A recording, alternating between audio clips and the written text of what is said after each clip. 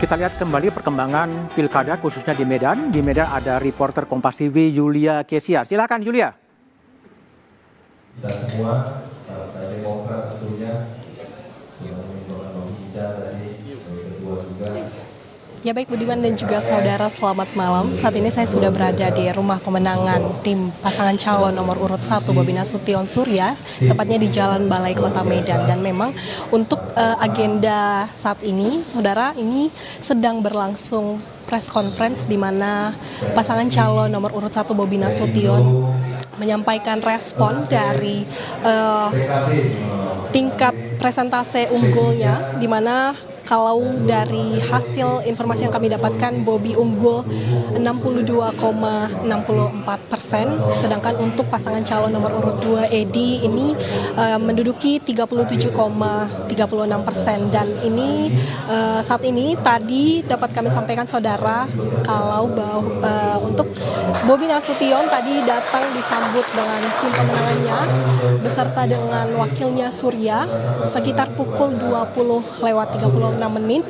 Dan memang tadi juga saudara, ketua pemenangan dari tim pasangan calon Bobi Nasution Surya ini, Hinca Panjaitan, menyampaikan bahwasannya pasangan calon nomor urut 1 ini berterima kasih kepada seluruh pihak, baik itu masyarakat yang telah memilih dan juga rekan-rekan media, untuk berterima kasih atas partisipasinya. Dan memang saat ini saudara, untuk situasi terkini di rumah pemenangan Bobi Surya ini dipadati oleh tim pemenangan, baik itu 10 partai politik dan juga awak media. Saat ini masih berlangsung press conference dari calon gubernur Bobi Nasution, dan sementara ini kita masih bersama-sama akan memantau bagaimana hasil dari quick count Pilkada Sumatera Utara 2024. Sementara itu, Budiman, kembali ke studio. Baik Yulia, kita pindah ke Semarang, ada Novelia Hasanah. Silakan Novelia.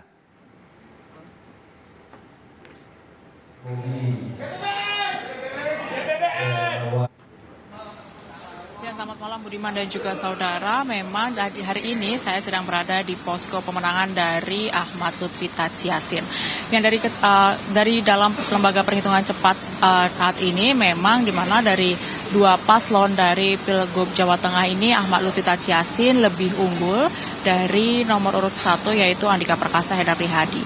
Tadi pada pukul 7:30 malam, Ahmad Lutfi dan juga Gus Tadsyasin, maksud kami bersama dengan Ketua Gerindra Jawa Tengah yaitu Sudaryono, melakukan konferensi pers di posko pemenangannya untuk mengucapkan rasa syukur terkait dengan hasil dari perhitungan cepat dari beberapa lembaga survei ataupun lembaga dari penghitungan cepat. Ya Budiman juga saudara, memang pada hasil dari perhitungan cepat dari beberapa lembaga, memang dari nomor urut 1 yaitu Andika Perkasa Haidar Prihadi ini di sekitaran 40 hingga 41%, dan juga nomor urut 2 Ahmad Lutfi Tadsyasin ada di sekitar 58 hingga 59%.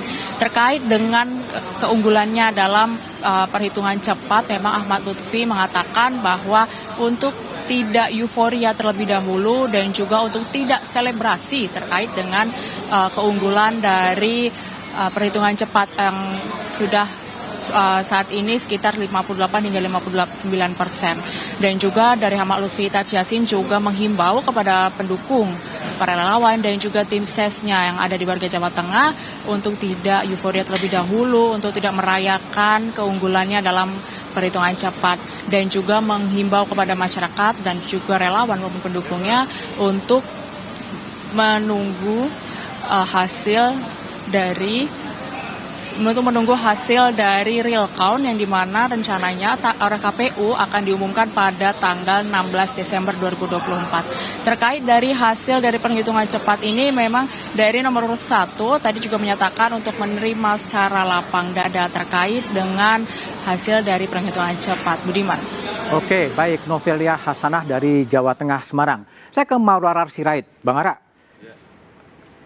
gimana Jakarta, RK, dan kemudian Mas Pram dalam posisi seperti itu, hitung-hitungan Anda seperti apa sebetulnya? Hitungan saya 2 putaran. 2 putaran? Putaran kedua yang menang RK. Ini sesuai dengan prediksi Anda? Ya, saya sudah sampaikan waktu survei indikator. Bisa lihat, ada juga kemungkinannya menurut saya 2 putaran, dan nanti putaran kedua menangnya RK. Menang RK di putaran kedua. Kalau Jawa Tengah ini jauh. Itu sesuai prediksi Anda juga? Ya Pak, kita bersyukur pertama, ini pilkada kan pertama kita bikin serentak ya. Dan di sini kita bisa melihat bagaimana kepemimpinan Pak Prabowo ya dan Mas Gibran bersama TNI Polri bisa aman dan tenang. Sampai sekarang kita belum lihat ada suatu gejolak yang berarti. Oke. Kalau benar-benar tidak profesional, tidak berintegritas, udah pasti ada gejolak di mana-mana. Ada yang merasa tidak adil, ya kan? Pasti akan ada gejolak di mana-mana. Oke. Indonesia kan gampang aja. Kalau ada yang nggak adil, gampang demo, gampang tersulut kan gitu. Ternyata tidak. Artinya mayoritas rakyat, nanti coba disurvei aja, bisa dicek. Mayoritas merasa apakah pilkada ini aman dan adil, tertib, pasti mayoritas ada. Kalaupun ada yang mungkin protes, ya bagian yang kalah-kalah, biasa begitu. Tapi itu di mana-mana begitu, Pak.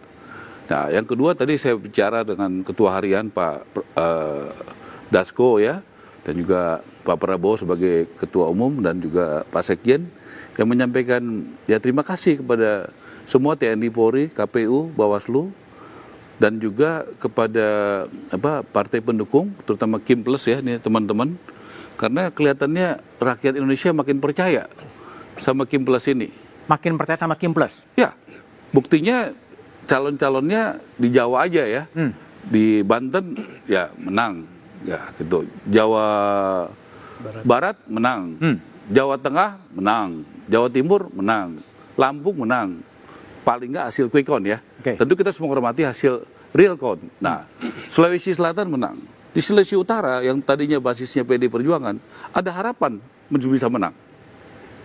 Ada harapan. Di NTT juga ada harapan bisa menang. Oke. Jadi sekali lagi ini hasil adalah quick count.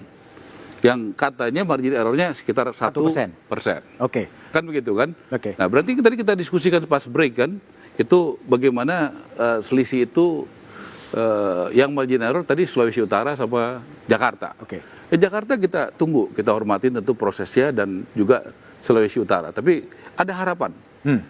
Ada harapan ya Satu putaran, ada dua putaran. Oke, baik, Mas Edi Suparno. Mas Edi, Kim Plus tampaknya menjadi dominan dengan tadi kemenangan yang Bung Ara klaim. Betul seperti itu atau gimana kalau pandangan Bung Edi Suparno? Pertama mungkin saya perlu komentari dulu bahwa kan kita sudah beberapa kali melaksanakan pilkada serentak. Memang ini yang pertama kali kita lakukan serentak di seluruh Indonesia. Dan dari awal sampai sekarang tidak pernah ada gejolak yang begitu berarti yang kemudian merusak tatanan demokrasi kita dari pilkada. Sehingga ya ini merupakan bagian dari kedewasaan publik ya dalam melaksanakan pesta demokrasi khususnya pilkada. Tetapi memang kami juga di sini diuji kesolidan dari Kim Plus dalam hal ini. Ya dan kami lihat ya di tempat-tempat di mana Kim Plus itu kemudian menyatu di dalam pilkada-pilkada tertentu, itu kita lihat soliditasnya itu memang teruji dan bekerja samanya juga cukup baik. Ya, memang kan kita tidak bisa menyamakan di daerah-daerah di mana kemudian koalisinya itu berwarna-warni. Tidak mungkin Kim Plus itu menyatu di semua tempat. Tapi di mana kita menyatu, kita bisa membuktikan bahwa kerjasama kita dari atas sampai ke bawah itu sangat solid, teratur, sangat sistematis bekerjanya dan efektif. Nah, untuk pilkada-pilkada yang saat ini sudah terlihat hasilnya, seperti misalkan saja Jawa Tengah, kemudian Jawa Timur, ya kita juga mungkin tidak menyatu secara keseluruhan, tetapi ada teman-teman di Kim Plus itu kemudian bertarung di Banten, kita melihat ada soliditas juga. Nah, sekarang yang menjadi ujian tentu adalah bagaimana kita melihat hasil dari pilkada Jakarta. Ya, dan kami melihat bahwa Jakarta itu meskipun sudah ada quick count-nya, kembali lagi kita ingin melihat bahwa potensi untuk ini menjadi 2 putaran masih tetap besar, dan kami melihat bahwa dalam potensi terjadi putaran kedua ini segala sesuatunya bisa berubah ya, dan saya yakin bahwa nanti masyarakat juga bisa diyakinkan ketika katakan ada putaran kedua bahwa pasangan yang kita usung Kim Plus itu bisa diterima lebih baik dari masyarakat. Baik, Mas Hanif, tadi Kim Plus betul-betul menjadi koalisi yang solid gitu, tapi PKB kadang metal sendiri termasuk di Jawa Timur. Gimana penjelasannya itu? Enggak ya, pertama saya mau apresiasi dulu lah untuk seluruh rakyat kita yang hari ini sudah menggunakan hak demokrasinya secara luar biasa. Angka partisipasinya cukup tinggi, kisarannya bisa 70-an.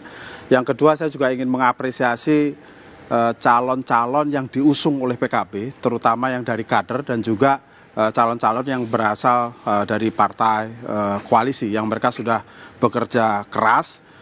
Mereka hasilnya memang belum bisa kita pastikan betul hari ini, tapi ya sementara kalau kita lihat quick count ada sebagian yang menang, sebagian kalah. Yang menang misalnya calon PKB ada yang menang di kebetulan barengnya sama PDIP di Riau misalnya.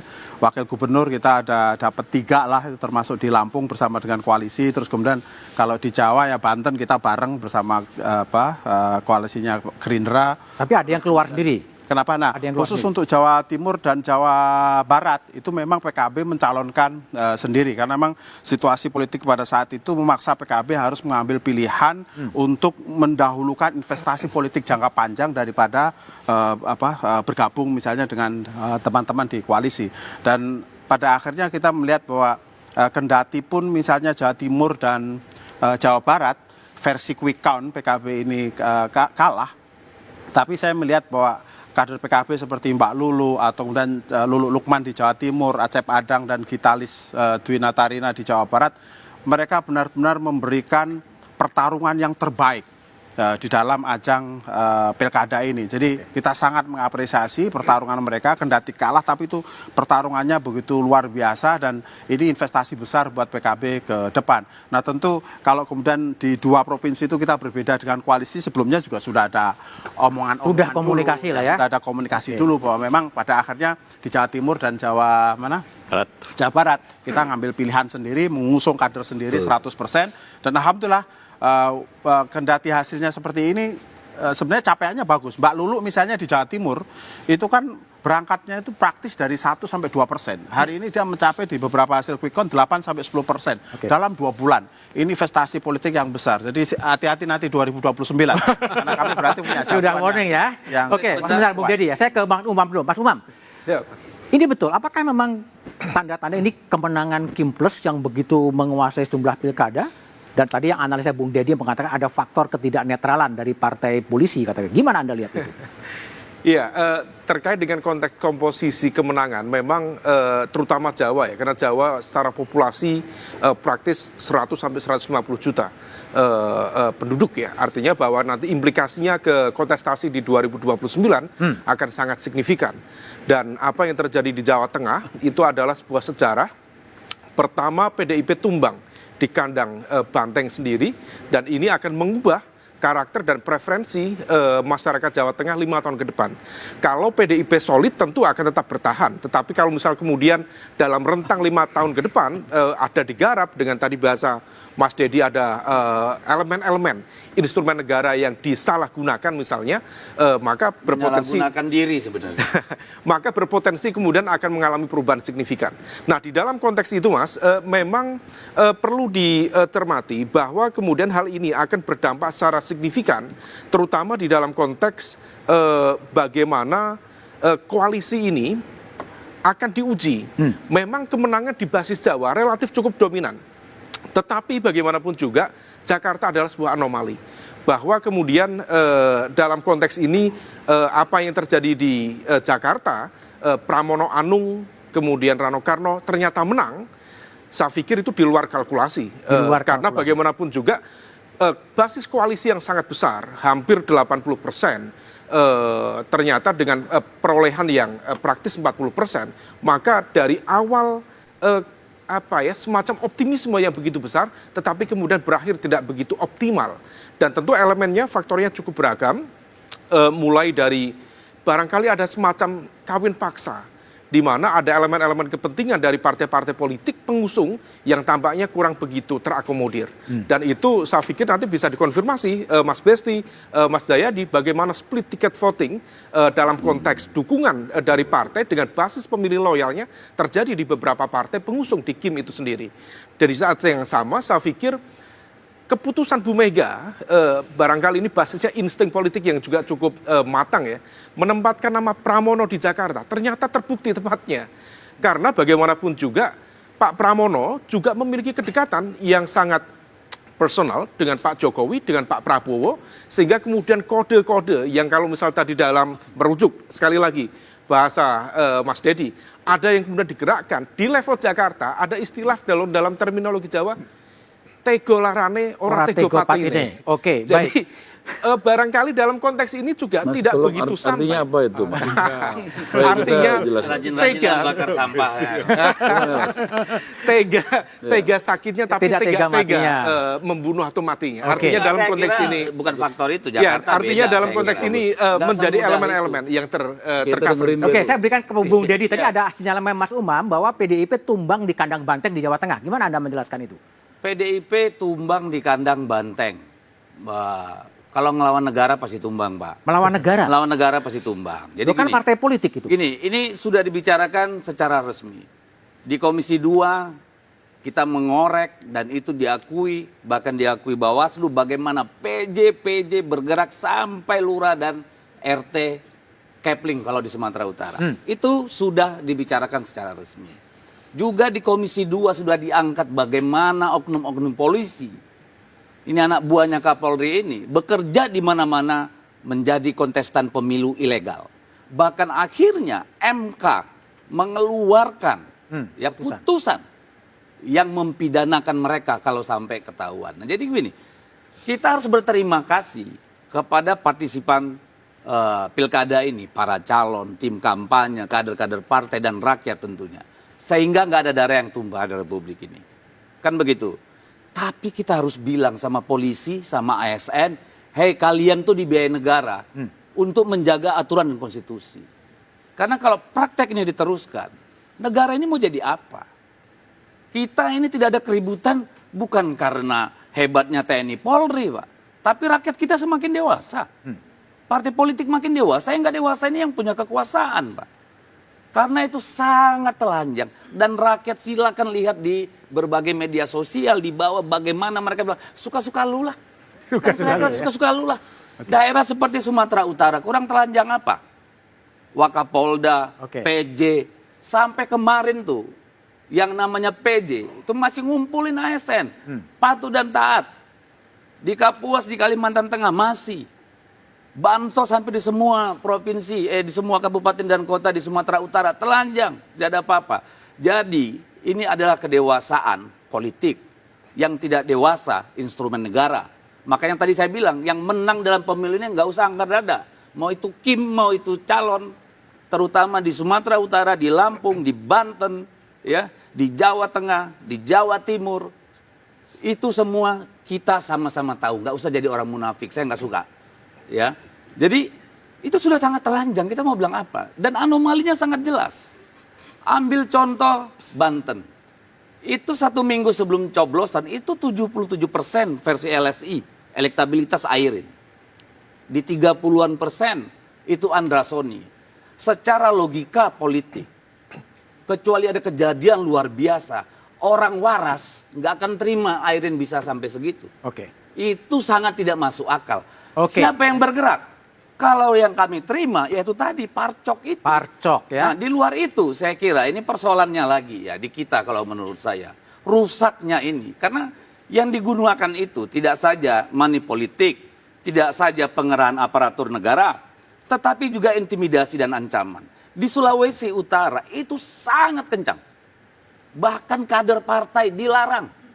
Ya, pasang spanduk, kampanye, itu terjadi. Di Jawa Tengah lihat saja, hampir semua baliho, spanduk dari Andika dan Pak Hendy itu ditumbangin, Pak. Oke, baik Bung Dedi. Jadi apa yang terjadi sebetulnya di berbagai daerah? Kita coba lihat nanti dengan Jayadi Hanan dan Bestian setelah jeda berikut ini.